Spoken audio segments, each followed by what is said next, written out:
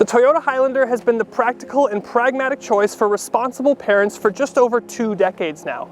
Last year in 2020, we received the only 4th full new generation in the Highlander's career. And for this year, 2021, what I have with me today is a Toyota Highlander Hybrid. Let's take it for a spin.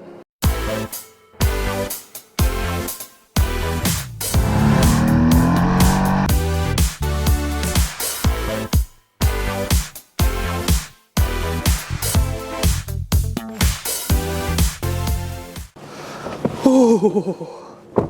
Okay. All right, I'm gonna level with you guys. 99.9% of the time when I do these videos, I get my own B-roll. Usually takes about 2 hours and I'm just outside getting shots around the car. And I've had this car for a week and it has been either snowing or single digits every single day. I'm not kidding. So I apologize, but I'm gonna use the manufacturer B-roll because I don't really want frostbite. But it does give me the opportunity to talk about some of the really nice features in here before we get going.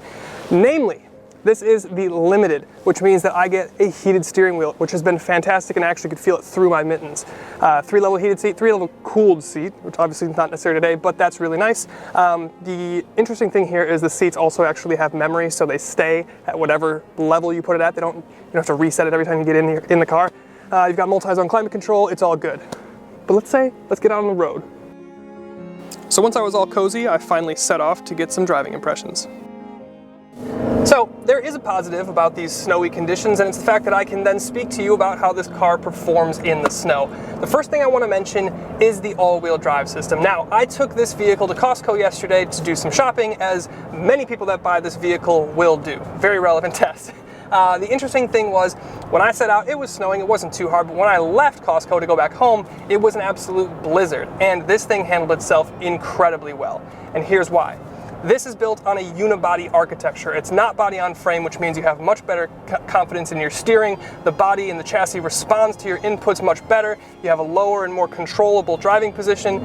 And it just ultimately, the car, you feel like you have much more control and confidence behind the wheel. Now, another thing that goes in tandem with that is the 4Runner that I own is 4x4 or 4-wheel drive.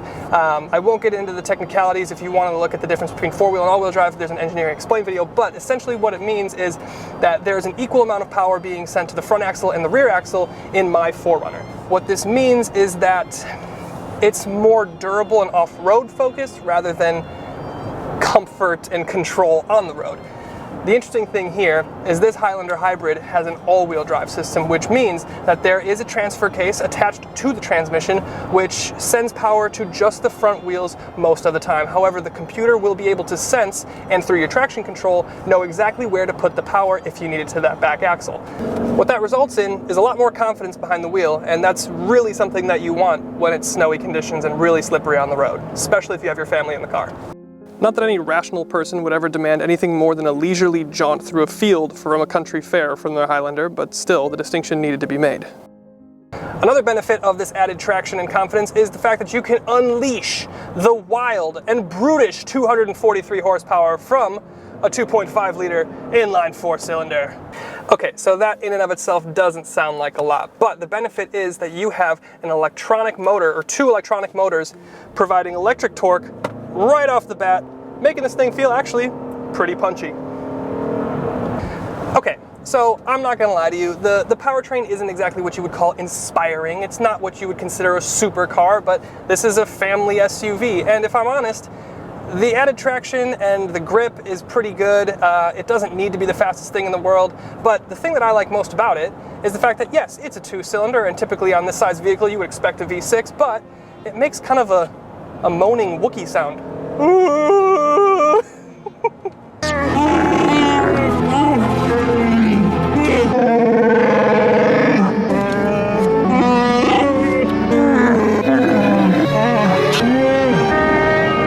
And I mean, honestly, I'll take character over power 9 times out of 10. And the reason being that you have a smaller 2.5-liter 4-cylinder motor with the hybrid power is that this is obviously aimed to get better fuel economy. And at 36 mpg combined between city and highway, that's a phenomenal figure.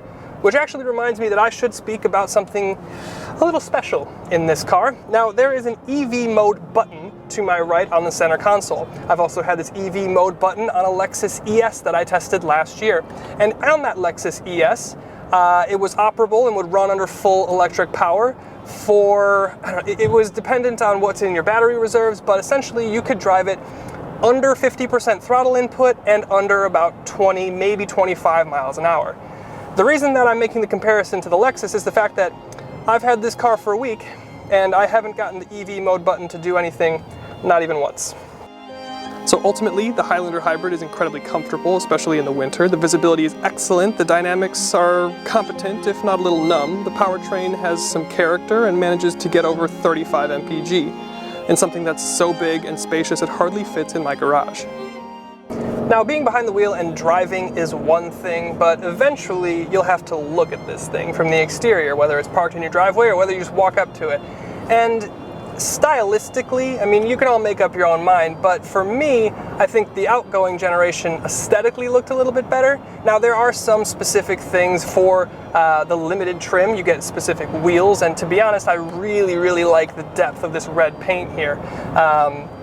Ultimately, I think it looks good, but I think the previous generation looked a little bit more aggressive, and that's something that appeals to me. But you're obviously free to make up your own decision, as style is subjective. The Highlander in limited trim gets some chrome accenting and a little bit more pomp and circumstance around the exterior.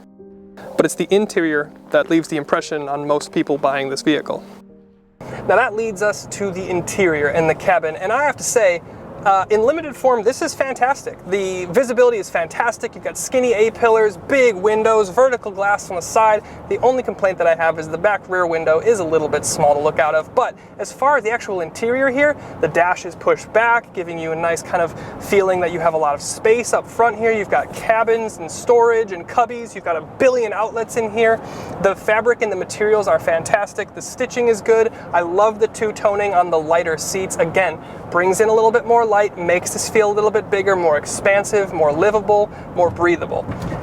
You also have the kind of two-toning of the khaki and the chocolate, you could say, in the brown. It's contour stitched. It's very good. Everything is pretty much soft touch, and there's really no complaints here. But in a family of SUVs like this, it's almost more important what happens behind the driver. Second row captain's chairs are comfortable and spacious. The pass-through to the third row is pretty big, and the third row itself is of relative size. So with that, let's recap here. Now, behind the wheel, this thing is comfortable. It's a little bit springy in the damping, but I think you make some trade-offs when you get the hybrid. The steering is pretty good, the braking response is good, the MPG is the biggest selling point of this thing, and at 36 MPG combined, again, very, very strong number. Ultimately, it's very comfortable to live with. I love the interior and the spec that they've chosen. The dark kind of ruby red really contrasts well with this kind of lighter khaki with, you know, two-toning caramel brown or, you know, cocoa brown interior.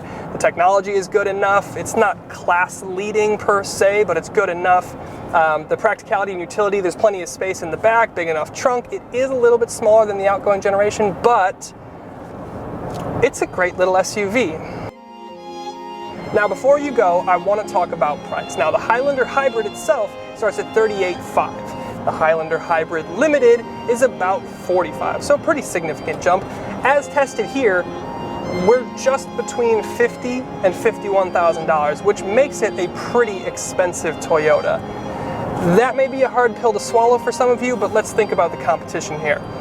Biggest competition as of today would be something like a Mazda CX-9, a Kia Telluride, a Hyundai Palisade, maybe a Volkswagen Atlas, something like that. None of those come in hybrids. None of those come close to the fuel economy that you're going to get behind the wheel of this Highlander Hybrid. And with that, that's the biggest selling point here. If you want something that's more eco-friendly, that's going to be reliable, and is going to be worth your money, hold its value, and be very efficient, this is what you want. Thank you guys so much.